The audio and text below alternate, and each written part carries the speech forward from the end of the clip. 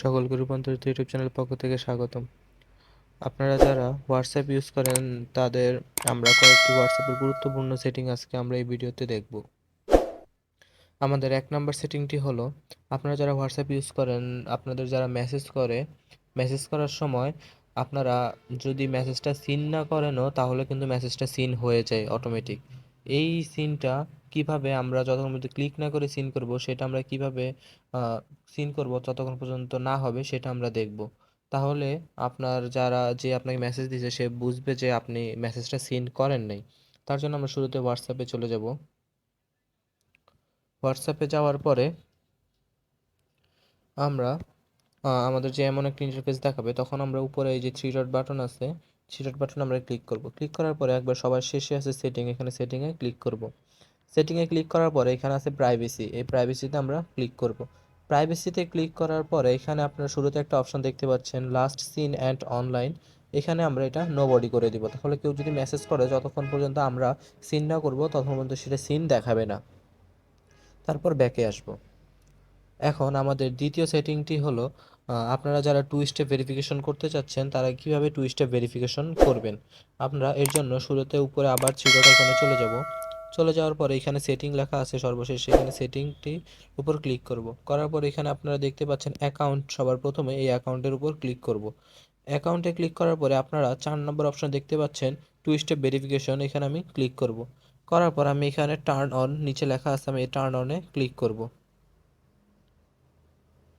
এখানে টার্ন অনে ক্লিক করার পর এখানে আমি আমার একটা পিন নাম্বার সেট করে দিব।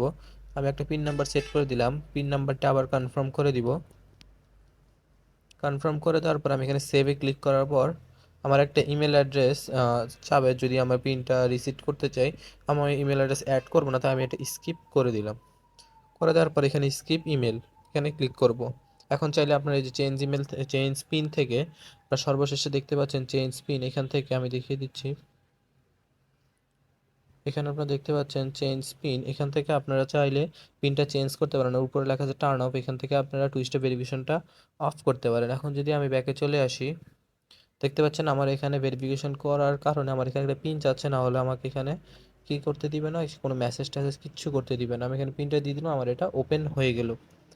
এখন যারা আপনাদেরকে ছবি বা ফাইল বা আপনাদের যে কোনো ডকুমেন্ট পাঠায়, সেটা আপনাদের ডাউনলোড না করা পর্যন্ত ডাউনলোড হয় না। আপনারা কিভাবে পাঠানোর সাথে সাথে অটোমেটিক ডাউনলোড হয়ে যাবে সেই সেটিংটা আমরা দেখব। তার জন্য আমরা আবার হোয়াটসঅ্যাপে চলে যাব। চলে যাওয়ার পর আমরা উপর আবার থ্রি ডট বাটনে ক্লিক করব। করার পর নিচে লেখা আছে সেটিং, এই সেটিংয়ে আমরা ক্লিক করব। এই সেটিংয়ে ক্লিক করার পরে আমরা এখানে প্রাইভেসি যে অপশনটা আছে, এই প্রাইভেসি অপশনে ক্লিক করব। আমরা যদি নিচে আসি,